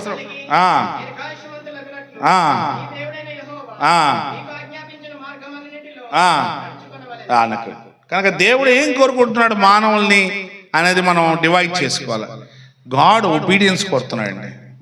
ఆయన ఏం చెప్తున్నాడో అది విని దాన్ని జరిగించడమే. కనుక నీ యొక్క ఉద్దేశాన్ని నెరవేర్చుకోవడానికి దేవుడు నిన్ను పిలవాల, ఆయన ఉద్దేశాన్ని నెరవేర్చడానికి పిలిచాడు. అందుకనే దావీదు ఎలాంటి వ్యక్తి అండి? గొర్రెలు కాచుకుంటున్నాడు. గొర్రెలు కాచుకునే వాళ్ళని తక్కువ చేసి నేను మాట్లాడటం లేదు. ఒకసారి చూడండి వాళ్ళ కష్టాన్ని గురించి. వాళ్ళు కొండలు ఎక్కుతారు, గుట్టలు దిగుతారు, చెప్పులు ఉంటాయో తెలియదు. ఉదయం 5 గంటలకి సర్ది కట్టుకొని కర్ర పట్టుకొని నీళ్లు బాటిల్తో బయలుదేరతారండి. కనుక గొర్రెలు నడుస్తూ ఉంటే వాటి వెనకాల వెళ్ళటమే. ఒకరోజు రాత్రంతా గొర్రెలతో పడుకుంటారు, 2-3 రోజులు కానీ ఇంటికి రారు. అలాంటి వ్యక్తి ఎలా ఉన్నాడు అసలు? ఇజ్రాయెల్ అనే తన ప్రజల్ని పాలించాలంటే ఆ వ్యక్తి యొక్క గుణగణాలు ఏంటి? ఆ వ్యక్తి శక్తిమంతుడా బలవంతుడా అని చూశాడు దేవుడు. ఏమని చెప్తాడంటే, నేను ఒక మనుషుణ్ణి కనుగొన్నాను అంటాడు దేవుడు. ఎలాంటి మనుష్యుడంటే, నా హృదయమును అనుసరించేవాడు, నేను బోధించిన నా ఉద్దేశాన్ని తెలుసుకొని ఆ ఉద్దేశాన్ని చేయువాడు. అలాంటి వాడిని కనుగొన్నాను. వాడిని గొర్రెల దొడ్డిలోంచి తీసుకొచ్చేసి వాని విధేయతకు ప్రతిఫలంగా ఏమిస్తాను తెలుసా? ఇజ్రాయేలీయులను నా ప్రజల మీద రాజుగా చేస్తున్నాను అంటాడు. అంటే నువ్వు నేల మీద ఉన్నా, నువ్వు పెంట కుప్పల్లో ఉన్నా, నువ్వు దరిద్రుడు అయినా, నీ నేల నుంచి లేవనెత్తి రాజుల పక్షాన కూర్చోబెడతాడు దేవుడు. ఎవరు కావాలంటే ఆయనకి ఒబీడియంట్ పీపుల్ అండి. అంటే ఎవరి కోసం జీవించాలంటే దేవుని కొరకు జీవించాలి. కనుక ధనము కోసం, ధనం కూడా చాలా మంది సంపాదిస్తూ ఉంటారు. ఈ రోజున ఆలోచన చేస్తుంటే ఆస్తులు సంపాదించాలా, ధనం సంపాదించాలా, ఇల్లులు కట్టుకోవాలా, నగలు కొనాలా, కానీ హృదయంలో చోటు ఏమైనా ఉందా దేవుడికి? నేను సంపాదించి ప్రభువుకి ఇవ్వాలి అనే వ్యక్తులు ఎవరు చెప్పండి? దావీదును చూడండి మీరు. ఆలయాన్ని కట్టడానికి ఆయన దాచిన ధనాన్ని లెక్క పెట్టండి. మీరు లెక్క పెట్టలేరు. అంటే దావీదు హృదయంలో రాజుగా ఉన్న ఆ ధనం మీద ఆయనకి ఇష్టం లేదండి. కనుక ఆయనకి దేని మీద ఇష్టం ఉందంటే, నా బలిష్ఠుడు ఇజ్రాయెల్ బలిష్ఠుడికి ఒక ఆలయాన్ని కట్టే వరకు నా మంచం ఎక్కను, నా కంటికి కునుకురా, నేను ఇజ్రాయెల్ బలిష్ఠుడు తెరల చాటునున్నాడు, నేను దేవదారు మందిరంలో పడుకొని ఉన్నాను, నా రాజుకు నా దేవునికి ఒక ఆలయాన్ని కట్టాలి అంటాడు. బా, దేవుడు కదిలిపోతాడండి. ఏమి ఒబీడియన్స్ అండి! The love for the lord. దేనికోసం జీవించాలంటే దేవుని కొరకే జీవించాల. ధనం సంపాదిస్తే దేనికోసం దేవుని కొరకే సంపాదించాలండి. దేవుని పరిచయం కోసం సంపాదించాల. నువ్వు దేవుని కోసం ఆలోచన చేస్తే దేవుడు నీ కోసం ఆలోచించడం మొదలు పెడతాడు. నీ కను దృష్టి దేవుని మీద ఉంటే దేవుని కను దృష్టి నీ మీద ఉంటుంది. నీ కను దృష్టి భౌతికంగా ఉంటే దేవుని దృష్టిలోంచి తొలగిపోతాను. కనుక దేవుడు అద్భుతమైన దావీదుని చూసి నాతాన్ని పంపించి అంటాడు, దావీదైన నా సేవకుడు ఆలయాన్ని కట్టడానికి కుదరదు. కానీ ఎందుకంటే అతని చేతులు రక్తసిక్తమైపోయింది. కానీ నా కుమారుడైన దావీదు పలికిన మాటలు చాలా ఇష్టమైనవి. కనుక దేవుడు ఏమంటాడు? దావీదు ఏమని అడిగాడా? దావీదు ఏమి అడిగాడండి? ఆలయాన్ని కట్టడానికి అడిగాడు. దేవుడు ఏమిచ్చాడండి? నీ సంతానము, నీ తర్వాత నీ గర్భవాసములో పుట్టబోయే నీ సంతానము, నీ తరాల్లోంచి వచ్చేవాడు ఇంకొకడు వస్తాడు. ఆయనే యేసు. ఆయన కడతాడు నాకు ఆలయాన్ని. నా నామఘనతకు నీ కుమారుడు కడతాడు. నీ తరాల్లోంచి వచ్చే సంతానం ఉంటుంది, అది కడతది నా ఆలయం. అంటే నన్ను గట్టివాడు వస్తాడు అని ఎవరితో మాట్లాడుతున్నాడు? విధేయత కలిగిన ఒక వ్యక్తితో తన హృదయంలో రహస్యముగా ఉంచబడినవన్నీ కూడా అతడు ఎంత ప్రేమిస్తున్నాడంటే దావీదుకి చెప్పేయడం మొదలుపెట్టాడు. నాతాను వచ్చి చెప్పగానే దావీదండి దేవుని దగ్గర సాష్టాంగ నమస్కారం పడిపోయి, నేను ఎక్కడి నుంచి వచ్చాను? ఈ దినం చూడండి, ఒక ఇల్లు కట్టగానే పేదోడిని చూడగానే ఎలా ఉంటాం? కాలర్ ఎగరేస్తాం కదా, దగ్గరికి కూడా రానియం, పేదోడికి నమస్కారం చెప్పాం, వందనాలు పెట్టాం కదా. మన స్టేజ్ మారిపోద్ది, మన పరిస్థితులు మారిపోతాయి, మర్చిపోతాం మనం ఎవరని. క్రైస్తవులనే మర్చిపోతాం. క్రీస్తు లేకుండా భ్రష్టులుగా కనబడుతుంటాం, అసహ్యులుగా కనబడుతుంటాం కదండి. కానీ అలాగే లేడు. సాష్టాంగ నమస్కారం పడి దేవుడికి అప్పచెప్తాడండి, గొర్రెల దడ్డులోంచి తీసుకొచ్చావు, నేను ఏ పార్టీ వాడిని కదా, ఈ నా గురించి కాకుండా నాకు పుట్టబోయేవాడి గురించి కూడా నువ్వు మాట్లాడుతున్నావు అంటే నిజముగా ఇది నీవు స్థిరపరుస్తావు. ఏమండి, ఇంకా కట్టలేదండి ఆలయం కట్టలేదు. ఆలయం కట్టడా? కట్టలేదండి. కట్టక మునిపే హృదయాన్ని అంతరింద్రియములను పరిశీలించే నీతి గల దేవుడండి. ఏం పరిశీలన చేస్తాడు? నీ హృదయములను అంతరింద్రియములను పరిశీలించే నీతి గల దేవుడు. నీవు హృదయ ఆలోచన, తలంపుల, ఊహలు పుట్టక మునిపే నువ్వు ఎవరో నీకు తెలుసు, ఆయన తెలుసు. నువ్వేం చెప్పాల్సిన అవసరం లేదు ఆయనకి. కనుక దావీదు హృదయం నిండా నా గురించే ఉంది కనుక నా హృదయంలో ఏమున్నదో దావీదుకి తెలియాలి కదా.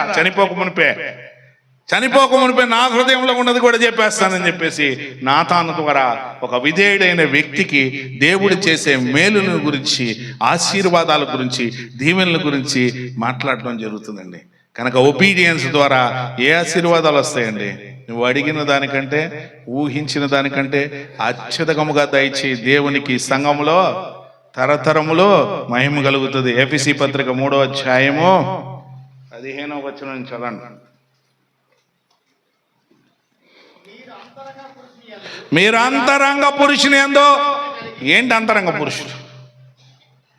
అంతరంగ పురుషుడు ఏంటి? ఎలా శక్తి? స్పిరిచువల్ మ్యాన్, ఆత్మీయంగా జీవించే జీవితం. నీవు అంతరంగ పురుషుని యందు శక్తి కలిగి ఆయన ఆత్మ వల్ల బలపరచబడినట్లుగా క్రీస్తు నీ హృదయంలో విశ్వాసము ద్వారా నివసించినట్లుగా మీ మహిమైశ్వర్యం చెప్పున మీకు దయచేయాలని మీరు దేవుని. ఎప్పుడండి దేవుని సంపూర్ణత గురించి ఆలోచన వస్తుంది? విశ్వాసం ద్వారా యేసుక్రీస్తు ఉన్నప్పుడే. యేసుక్రీస్తు అంటే వాక్యం. వాక్యాన్ని ధ్యానం చేస్తున్నప్పుడు వాక్యం కొరకు నేను ఇది కూర్చుకోవాలా, వాక్యం కొరకు నేను ఇది చేయాలా, వాక్యం కోసం ఆలోచన చేస్తుంటే దేవుని సంపూర్ణత యందు పూర్ణులవుతామండి. లేకపోతే అవ్వో. మీరు బాగా చూస్తే కొలసీ పత్రికను 1వ అధ్యాయాన్ని చదువుతుంటే ఎపఫ్రాను మంచి క్రీస్తు పరిచారకుడు. అతడు ఏం చెప్పాడంట? మీ ఆత్మ యందల్ని మీ ప్రేమను మాకు తెలియజేశాడు. సో కొలసీ సంఘానికి ఏ ప్రేమ ఉంది? వాక్యం ఎందలే ప్రేమ ఉంది. అది తీసుకొచ్చి తెలియజేశాడంట. మంచి సేవకుడు ఏం నేర్పిస్తాడో చూడండి. కనుక మేము మానక దేవునికి కృతజ్ఞాస్తుతులు చెల్లిస్తున్నాం. మీరు ఎలాగున్నారంట? దేవుని జ్ఞానముందు అభివృద్ధి చెంది ఆత్మీయ వివేచన కలిగి, అంటే వాక్యం యొక్క అవగాహన, వాక్యంలో ఉన్న భావాన్ని అర్థం చేసుకుని, spiritual knowledge, discerning of spirit, ఆత్మీయ వివేచన కలిగి దేవుని జ్ఞానమందు అభివృద్ధి చెంది దేవుని చిత్తాన్ని తెలుసుకొని. ఏం తెలుసుకుంటావా? ఆత్మీయ వివేచన ఉంటే దేవుని జ్ఞానంలో అభివృద్ధి చెందుతావు. ఆ దేవుని జ్ఞానం ఎప్పుడు అభివృద్ధి చెందుతావు? దేవుని చిత్తాన్ని సంపూర్ణంగా తెలుసుకున్నా. నేను నిత్యము జీవించాలా, దేవునికి ఇష్టడుగా జీవించాలా, నిర్దోషులు పరిశుద్ధులైన కుమారులు కావాలా, యేసుక్రీస్తు నందు యేసుక్రీస్తు లాగా యేసుక్రీస్తు ద్వారా స్వీకరించాలనుకున్నాడు కనుక నిర్ణయించుకున్నాడు. ఆ నిర్ణయంలో నేనుండాలా, I should live forever అన్నప్పుడు వ్యక్తి ఏం ఆలోచన చేస్తాడు? ఆత్మీయ వివేచన ఉంటుంది, డిజర్నింగ్ ఆఫ్ ద స్పిరిట్ ఉంటుంది. తర్వాత అంటే జ్ఞానము, దేవుని జ్ఞానముందు అభివృద్ధి, వాక్యాన్ని చేసే విషయంలో అభివృద్ధి అవుతుంది. దేవుని చిత్తాన్ని సంపూర్ణంగా తెలుసుకున్న వ్యక్తి, దేవుని నీతి క్రియల్లో ఫలముల్లో అభివృద్ధి చెందే వ్యక్తి, దేవుణ్ణి సంతోషపెట్టే వ్యక్తి, పరిశుద్ధుల స్వాస్యాన్ని పొందుకునే వ్యక్తి. వీడు విధేయుడు. దేనికోసం ఆలోచిస్తాడు? భౌతిక సంబంధం కోసం ఆలోచిస్తాడా? Never he will think. ఈ లోకం కోసం ఆలోచించడు. ఎన్ని సంవత్సరాలు ఉంటావు? 60-70 సంవత్సరాలు చచ్చిపోతావు. కానీ నీ ఆత్మ ఎప్పుడు జీవించాలంటే నువ్వేం చేయాలా? మత్తయి 1 తిమోతి పత్రిక 6వ అధ్యాయం 17 నుంచి 19 వచనాన్ని ఒకసారి ఆలోచన చేద్దాం. 6వ అధ్యాయం.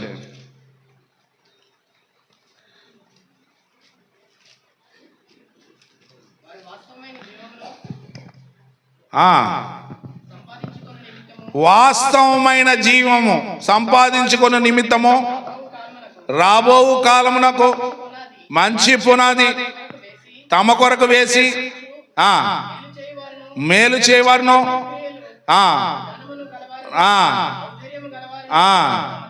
తమ ధనములో ఇస్తారా? తమ ధనంలో ఇతరులకు పాలు ఇస్తారా? షేర్ ఇస్తారా? మీ ఆస్తులు ఇస్తారా? నాకు ఇవ్వండి చూద్దాం. చర్చికి ఇస్తారా? ఇవ్వండి చూద్దాం. మా చర్చిలో ఒక ఫ్యామిలీ ఒక 60-70 లక్షల ఆస్తి. బ్రదర్, మా తర్వాత ఇప్పుడే విల్ రాస్తాం చర్చికి. ఎంతండి ఆస్తి? 70 లక్షలు ఉంటుంది. ఎక్కడ? సత్యం జంక్షన్ ఉందా, బిల్డింగ్ ఉందా దాని వెనకాల. ఎలాంటి ఆస్తి ఇస్తారా ఎవరన్నా? అలాంటి అద్భుతమైన విశ్వాసాలు, అద్భుతమైన విశ్వాసం. ఒక అబ్బాయి అమెరికాలో చదువుతున్నాడు. అమెరికాలో ఒక అబ్బాయి చదువుతున్నాడండి, ఎంఎస్ చేస్తున్నాడు. ఇప్పుడు సన్సెట్ స్కూల్ ఆఫ్ ప్రీచింగ్లో జాయిన్ చేసాం, ట్రైన్ అవుతున్నాడు. ఆ అబ్బాయి అంటున్నాడు, బ్రదర్ నెక్స్ట్ స్కూల్ ఎక్కడ? ₹1,00,000 నాది. ఎంత నెలకి? ₹1,00,000 నాది. ఎలాగున్నారు? పాలు ఇస్తారా, పాలు ఇవ్వరా? వాళ్ళ మదర్ అంటుంది, మాకెందుకండి, మా తర్వాత అంతా కూడా చర్చికే అండి. ఏంటంట? మా తర్వాత చర్చికే. ఇవ్వరా? ఎందుకు ఇవ్వరండి? వాక్యానుసారంగా విధేయులేనోడు ఇస్తాడండి. రాబోయే కాలానికి మంచి పునాది వేసుకునేవాడు ఇస్తాడండి. ఆత్మీయ వివేచన కలిగిన వాడు ఇస్తాడండి. దేవుని జ్ఞానం ముందు అభివృద్ధి చెందేవాడు ఇస్తాడండి. దేవుని చిత్తాన్ని సంపూర్ణంగా తెలుసుకున్నవాడు ఇస్తాడండి. దేవుని యొక్క సంతోషం పెట్టాలి ఎలాగ దేవుడిని నేను ఆలోచన చేసేవాడు ఇస్తాడండి. కనుక ఈ భూమి మీద వాడికి ఏం అవసరం లేదండి, దేవుని కొరకు జీవిస్తాడండి. ఈ భూమి మీద దేవుని కొరకు వాడు జీవిస్తాడంటే దేవుడు ఉట్టి చేతులతో దరిద్రుడుగా వాడిని ఉంచుతాడా? ఉంచడండి. Spiritual man will be blessed like anything. కనుక ఇప్పుడు మనం జాగ్రత్తగా ఆలోచన చేద్దాం. కనుక ఇప్పుడు మొదటి తిమోతి పత్రిక, మొదటి పేతురు పత్రిక, క్షమించాలి, 3వ అధ్యాయం 19 నుంచి 21 వచనం. ఓ అద్భుతమైన వ్యక్తిని చూస్తున్నాం. ఇతను ఎవరండి? నోవాహు. ఆదికాండం 6వ అధ్యాయంలో కనబడిన వ్యక్తి కదండి. చూద్దామండి. దేవుని దీర్ఘశాంతము ఇంకా కనిపెట్టిచుండినప్పుడు పూర్వము మోవాబు దినముల్లో ఓడ సిద్ధపరచుచుండగా ఎవరి యొద్దకు? అవిధేయులైన వారి యొద్దకు, అనగా చెరలో ఉన్న ఆత్మల యొద్దకు ఆయన ఆత్మరూపిగానే వెళ్ళి ఆ ఓడలో కొందరు, అనగా 8 మంది నీటి ద్వారా రక్షణ పొందిరి. విధేయులైన వారు ఏం పొందారు? రక్షణ పొందారు కదండి. 21 దానికి సాదృశ్యమైన బాప్తిజము ఇప్పుడు మిమ్మల్ని రక్షించుచున్నది. కనుక ఇప్పుడు ఏది రక్షిస్తుంది? విధేయత ద్వారా బాప్తిజము తీసుకోవటం. యేసు ప్రభు వారు ఈ భూమి మీద బాప్తిజం గురించి చెప్తూ ఉంటారండి. కానీ బాప్తిజం ఇచ్చే యోహాన్ చెప్పినప్పుడు వాళ్ళు వెళ్ళలేదంట. ఒకసారి జాగ్రత్తగా మనం లూకాసు వార్త 7వ అధ్యాయము 29-30 వచనాన్ని చదువుదాం. లూకాసు వార్త 7వ అధ్యాయము 29 వచనం.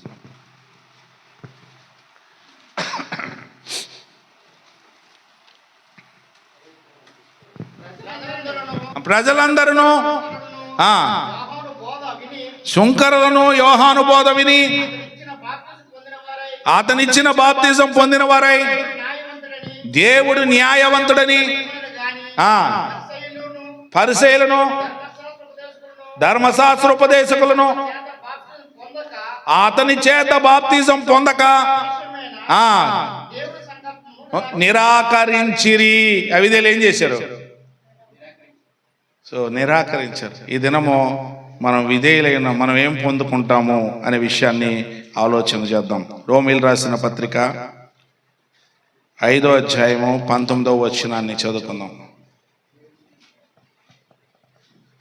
19 చదివిన తర్వాత 17 చదవండి. ఏలయనగా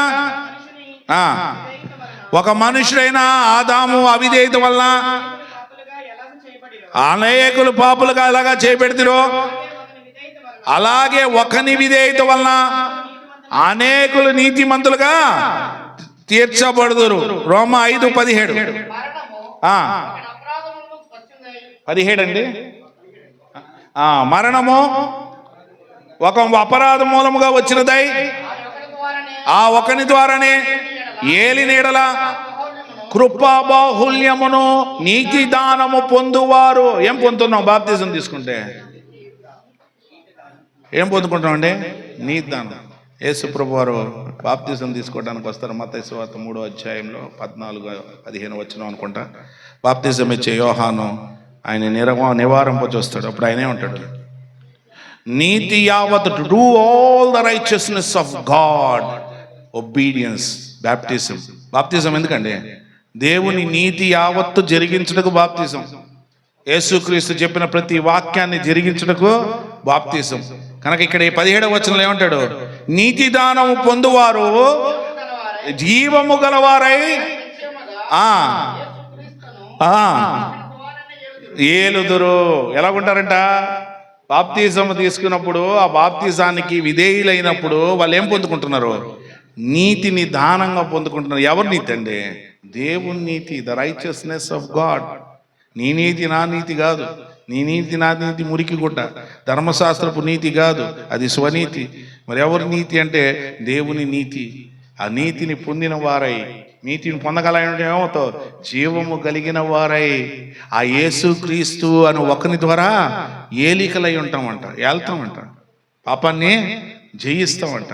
కనుక ఇక్కడ చూద్దాం, రోమాపత్రిక 6వ అధ్యాయము 16వ వచనం. లోబడుటకు దేనికి మిమ్మను మీరు దాసులుగా అప్పగించుకొందురో, అది చావు నిమిత్తముగా, పాపమునికే గాని, నీతి నిమిత్తముగా, విధేయతకే గాని దేనికి మీరు లోబడుదురో దానికే దాసులగుదురు కదా. విధేయత దేనికి లోబడాలా? దేనికైతే మనం లోబడతామో దానికే దాసులు అవుతాం. అంటే ఇప్పుడు యేసుక్రీస్తు వాక్యానికి ఎందుకు నేను దాసులు అవ్వాలా, ఎందుకు విధేయడవాలంటే నీతి నిమిత్తం. నా వేరు నీతి అవ్వాలంటే, నా ఫలము పరిశుద్ధత, నాకు నిత్య జీవం కలగాలంటే నేను విధేయడవ్వాలా. There is no choice. ఊరికినే పరలోకం తెరవబడదు నీకోసం. నీ నీతి, నీ వేరు నీతి అవ్వాలా. Your root should be righteousness, your fruit should be holiness. Then the నిత్యత్వం అనేది, ఇటర్నల్ అనేది నువ్వు పొందుకుంటావు. కానీ వేరే లేకపోతే ఫలం ఎక్కడ ఉంటుంది? ఫలమే లేకపోతే నిత్యత్వం ఎక్కడ ఉంటుంది? చెప్పుకోవడానికి చాలా బాగుంటుంది. రోమీలు రాసిన పత్రిక 6వ అధ్యాయము 18, 19 వచనం. ఓకే, కాదు 17వ వచనం. మీరు పాపమునకు దాసులై ఉంటిరి కానీ ఏ ఉపదేశమున క్రమమునకు మీరు అప్పగింపబడితిరో. ఏ ఉపదేశ క్రమం? ఇజ్రాయెల్ ప్రజలు అపోస్తల కార్యాలు 2వ అధ్యాయంకి వచ్చేసరికి ఏ ఉపదేశ క్రమాన్ని పట్టుకొని వచ్చారండి? మోషే యొక్క పట్టుకొని ఎక్కడికి వచ్చారు? కానాన్ దేశానికి వచ్చారు కదా. 2వ అధ్యాయంలోకి వచ్చేసరికి పేతురు నిలవబడి ఏ ఉపదేశాన్ని చెప్పాడు? అపోస్తల బోధ, పరిశుద్ధులకు ఒక్కసారి అప్పగింపబడ బోధ. మీరు నిత్యము జీవిస్తారు, మీకు ముడతల పునరుద్ధానం కలుగుతుంది. బాప్తిజం యేసుని మీరు నిరాకరించారు కదా, నజరేయుడు అని చెప్పి ఆ యేసే క్రీస్తుని ప్రకటన చేయగానే నిరాకరించిన వ్యక్తిని వారు అంగీకరించగానే పరిశుద్ధాత్మను వరాన్ని పొందుకుంటారు అనగానే ఇమీడియట్గా ఏంటి ఇట్టాను? బాప్తిజం తీసుకోగానే ఏంటి? అపోస్తల బోధలో ఉన్నారు, రొట్టె విరిచారు, సహవాసం. తర్వాత ఏం చేశారు? చరస్థిరాస్తులు అమ్మేశారు. ఇప్పుడు ఎంతమంది ఉన్నారు అపోస్తల బోధలో ఉన్న వాళ్ళు? చరస్థిరాస్తులు అమ్మేస్తున్నారు. మాది అపోస్తల బోధ కానీ నా పక్కన ఒక సెంటు భూమి ఉను, నా జోబులో ఉన్నది కానక్కి 10%కి నీతి ఏంటి? ఎవరి నీతి కంటే? పరిశీలన నీతి కంటే, శాస్త్రుల నీతి కంటే నా నీతి ఎక్కువ, ఇంకొక 100 కలుపుతాను. ఎంత నీతిమంతుడో. అలా ఎలాగిచ్చారు? ఎందుకు ఇచ్చారు వాళ్ళు? ఒకసారి ఆలోచించండి. నివాస యోగ్యమైన భూమికి వచ్చారు, ఇప్పుడు ఎక్కడికి నివసించడానికి వెళ్తున్నారు? నిత్యము జీవిస్తాడు యేసు ప్రభు 2వ రాకడలోకి వచ్చినప్పుడు నేనుండు చోటున మీరు ఉండులాగునా కదా, మీకు స్థలము సిద్ధపరచుటకు నేను వెళుచున్నాను, మరలా వచ్చి మిమ్మల్ని తీసుకుని వెళ్తాను. మళ్ళా వస్తాడు, తీసుకుని వెళ్తాడు. నిరీక్షణ ఉంది. మనకెందుకు ఈ భూములు, ఎందుకు మనకి ఈ ఆస్తులు, ఈ ధనం దేనికోసం వాడాలంటే సువార్త నిమిత్తం వాడాలి. అక్కడున్న అక్కర్లు, పేదోడు ఉన్నాడు, అన్నం తినకుండా ఉన్నాడు, బట్టలు లేకుండా ఉన్నాడు, ఇల్లు లేకుండా ఉన్నాడు, దుప్పటి కప్పుకోకుండా ఉన్నాడు. నేనైతే పెద్ద భవంతులో ఉన్నాను కదండి. ఆయన ఏం చేశారంట? అందరికీ సమానముగా ఉండులాగునా. కొరింథీ పత్రికలో అంటాడు, తీతుకు పుట్టించిన వాడు, నా హృదయంలో పుట్టించింది ఏదైతే పుట్టించాడో దేవుడు, పౌలు గారు అంటాడు అదే ఉద్దేశాన్ని తీతులో పుట్టించి తీతు ద్వారా మాసిదోనియా సంఘానికి నేర్పించి మాసిదోనియా సంఘం వాళ్ళందరూ కూడా ఇచ్చేశారు. ఓ కొరింథీ సంఘమా, అందరికీ సమానముగా ఉండులాగునా ఏం చేయాలా? అమ్మేసి ఇవ్వాల. ఎవరి కోసం ఇస్తున్నాం? వేరే వాడికి ఇస్తే క్రీస్తుకి ఇస్తున్నట్టు అండి. వాళ్ళకి ఎవరికైనా ఇచ్చామనుకో, ఇవ్వలేదనుకో, ఎవరికి ఇచ్చినట్టు? క్రీస్తుకి ఇచ్చినట్టు. ఆ స్పిరిచువల్ అండర్స్టాండింగ్ నువ్వు వచ్చిన దినాన నువ్వు అద్భుతమైన వ్యక్తి కదా. అంతవరకు నువ్వు భౌతికంగానే ఉంటావు, అంతవరకు నువ్వు భౌతికంగానే ఉంటావు. కనుక అంటాడు, మీ పాపమునకు దాసులై ఉంటుంది కానీ మీరు పాపమునకు దాసులై ఏ క్రీస్తు యొక్క ఉపదేశ క్రమమునకు మీరు అప్పగింపబడుతురో దానికి హృదయపూర్వకంగా లోబడిన వారై విధేయులైన వారై. 18 పాపము మరణము నుండి విమోచింపబడి నీతికి దాసులైతికి ఇందుకు దేవునికి స్తోత్రం. 19వ వచనం, మీ శరీర బలహీనతను బట్టి మనుష్య రీతిగా మాట్లాడుచున్నాను. ఏమనగా అక్రమము చేయుటకై అపవిత్రతకును అక్రమమునకును మీ అవయములను దాసులుగా ఎలాగ అప్పగించుదురో అలాగే పరిశుద్ధత కలుగుటకై ఇప్పుడు మీ అవయములను నీతికి దాసులుగా అప్పగించుకుడిరి. నీతికి ఎందుకు దాసులు అవ్వాలా? యేసుక్రీస్తు వాక్యానికి, యేసుక్రీస్తు వాక్యం అనే దేవుని నీతికి నేను లోబడి ఆ దేవుని నీతిని చేసినప్పుడు, నేను దేవుని నీతి అయితే నా ఫలం ఏమవుతుంది? పరిశుద్ధత అవుతుంది. My fruit is holiness. దేవుని వాక్యానుసారంగా నేను ఇచ్చే ప్రతి ఫ్రూట్ ఈస్ హోలీనెస్. నా నీతి, నా వేరు నీతి అయితే నా ఫలము పరిశుద్ధత, నా అంతము నిత్యం. నీ ఎదుట పాతాళ లోకపు ద్వారాలు ఇది విధేయత వల్ల మాత్రమే కలుగుతుంది. యేసుక్రీస్తు యొక్క వాక్యానికి విధేయత వల్ల మాత్రమే. ప్రతి వాక్యానికి లోబడాల్సిందే నువ్వు. మళ్ళీ దాంట్లో కొసరు ఎసరు ఏముండదు, ప్రతిదీ కూడా. కనుక ఏం చెప్తున్నాడు చూడండి, 20వ వచనం, మీరు పాపమునకు దాసులై ఉన్నప్పుడు నీతి విషయమై నిర్బంధం లేని వారై ఉంటుంది. అప్పటి క్రియల వల్ల మీకేమి ఫలము కలిగాను వాటిని గురించి మీరు ఇప్పుడు సిగ్గుపడుచున్నారా కారా? వాటి అంతము మరణమే. ఆయనను ఇప్పుడు మరణము నుండి విమోచింపబడి దేవునికి దాసులైనందున పరిశుద్ధత కలుగుటయే మీకు ఫలము, దాని అంతమో నిత్యజీవం. అంత అద్భుతమైన విషయం. కనుక నేను ఎందుకు విధేయునవ్వాలా? నేను వాక్యానికి ఎందుకు విధేయునవ్వాలా? వాక్యము వేరండి, వేరు లేకపోతే ఫలించలేవండి. వేరుంటేనే పరిశుద్ధమైన ఫ్రూట్ని నువ్వు ఫలించగలవు. పరిశుద్ధమైన జీవితాన్ని జీవించినప్పుడు నీకు నిత్య జీవం కలుగుతుంది. నీ మనసులో ఏముండాలా? హెబ్రీ పత్రిక 6వ అధ్యాయము 18, 19వ వచనంలో అంటాడు, ఆయన అంటాడట, దేవుడు ప్రమాణం చేసి వాగ్దానంతో స్థిరపరిచాడంటే అబ్రహాంతో. ఏం ప్రమాణం చేశాడు? అబ్రహామా, నువ్వు విశ్వాసులకు తండ్రివి, నా సంతానం వస్తుంది, ఆ సంతానానికి విశ్వాసులైన వారు నిత్యము జీవిస్తారు అబ్రహామా, మరణం చూడరు అని ప్రమాణం చేసి వాగ్దానంతో స్థిరపరిస్తే అంట, ఆ వాగ్దానికి వారసులైన మనమందరం అంట ఎలా ఉన్నామంట? మన నిరీక్షణ అంట, ఈ దేవుడి జీవితాన్ని జీవించాలనే నిరీక్షణ నిశ్చలమై లంగరు వలె ఉండి నీ ఆత్మను పట్టుకొని పరలోకానికి తీసుకెళ్తుంది. దీని ఆత్మవాడు ఎవడున్నాడు? కనుక ఏంటి లంగర? విధేయత లంగర. ఏంటి నిశ్చయం అంటే నీ నిరీక్షణ నిశ్చయం. నాకు పరలోకం ఉంది నిశ్చయం. కనుక దేవుడు ప్రమాణం చేసి వాగ్దానంతో స్థిరపరిచాడు, నేను నిత్యము జీవించాలి, నేను మరణించకూడదు, I will live forever అనే నిరీక్షణ నీకుంటే, ఆయన చేసిన ప్రమాణము వాగ్దానం నీకు గుర్తుంటే, నీకు నిరీక్షణ పరలోకానికి వెళ్ళాలని ఉంటే నీ వేరు నీతో అవ్వాల్సిందే, నీ ఫలము పరిశుద్ధత అవ్వాలి. అప్పుడు ఏమవుతుందంట? ఆ నిరీక్షణ అంట లంగరు వలె ఉండి నీ చేత దేవుని జీవితాన్ని జీవింపజేసి నిన్ను పట్టుకొని పరలోకానికి వెళ్తుందంట నీ ఆత్మను. అందుకనే దేవుడు అంటున్నాడు, నేనెన్నటికీ విడవను, నేను ఎడబాయను, యుగ సమాప్తి వరకు సదాకాలం నేను నీకు తోడై ఉన్నాను. నరమాత్రుడు నేనేం చేయగలడు? ధైర్యంగా చెప్పగలిగిన వారు మనం. ఎలాంటి దేవుని పొందుకున్నామండి? What a God! Heaven doors open చేస్తున్నాడు, హెవెన్ డోర్స్ ఓపెన్ చేస్తున్నాడు. దేవుని వాక్యాన్ని ఇచ్చాడు, జీవవాక్యాన్ని. జీవాన్ని పట్టుకొని జీవించు, నిత్యము జీవించు. కానీ జీవవాక్యాన్ని పట్టుకునేవాడు ఎవడు? దీంట్లో జీవం ఉందయ్యా. యేసు వాక్యంలో జీవం ఉంది. కొలసీ పత్రిక 3వ అధ్యాయము 3-4 వచనం. కొలసీ పత్రిక 3వ అధ్యాయం 3-4 వచనం చదవండి.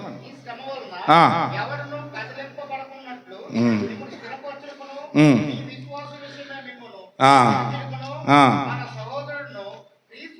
క్షమించాలండి, నేను వేరే వచనం చెప్పాను.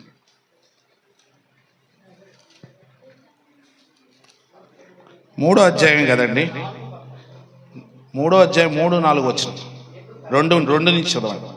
పైనున్న వాటి మీదనే కానీ భూ సంబంధమైన వాటి మీద మనసు పెట్టకూడదు. ఏలనగా మీరు మృతి పొందితిరి, అంటే పాత జీవితం, ప్రాచీన జీవితం జీవించే విషయంలో మీరు చనిపోయారు. ప్రాచీన జీవితం జీవించడానికి వీల్లేదు. ఏంటంట? మృతి పొందితిరి, మీ జీవము క్రీస్తుతో కూడా దేవుని యందు దాచబడి ఉన్నది. మనకు జీవమైన యేసు క్రీస్తు ప్రత్యక్షమైనప్పుడు మీరు ఆయనతో కూడా మహిమ యందు ప్రత్యక్షపరచబడుదురు. ప్రకృతి యావత్తు అంటే ప్రసవ వేదన పడుతుందట. దేవుని కుమారులు ప్రత్యక్షత కోసం ఎదురు చూస్తుంటారు. ఎలా ఉంటాడు దేవుని కుమారుడు? ఎలా ఉంటాడు దేవుని కుమారుడు? మనం ఏమవుతామో మనకు తెలియదు, కానీ ఆయన వచ్చినప్పుడు ఆయన పోలి ఉందామో అని యోహాను భక్తుడు అంటాడు. 1 యోహాను పత్రిక 3వ అధ్యాయం 1-2 వచనంలో మనం ఏమవుతామో మనకు తెలియదు, ఆయన వచ్చినప్పుడు ఆయన పోలి ఉందామో. క్రీస్తుకు కలిగిన సమానమైన సంపూర్ణత కలగవారు మౌటకు. ఏ సమానత? యేసు క్రీస్తుకు కలిగిన సమానమైన సంపూర్ణత కలిగిన వారమై ఉండాలంటే ఏం చేయాలా? ఆత్మీయ వివేచన కావాలా. నీ హృదయంలో, నీ ఆలోచనలో, నీ తలంపుల్లో, నీ ఊహల్లో, నీ చూపుల్లో పాపాన్ని ఖండించుకోవాలా. అది ఎలా తెలుసుకోవాలా? అది చేసుకున్న దినాన నువ్వు దేవుని స్వరూపంలో తయారవుతావు. అది చేయనంత కాలం నువ్వు దేవుని స్వరూపంలో తయారవు. 1 తెస్సలోనికీయులకు రాసిన పత్రిక 5వ అధ్యాయము 23-24 వచనం. 1 తెస్స 5వ అధ్యాయము 23-24 వచనం. సమాధానకర్తయగు దేవుడే మిమ్మను సంపూర్ణముగా పరిశుభ్రపరచుగాక. మీ ఆత్మయు, మీ జీవిస్తున్న జీవితమును, శరీరమును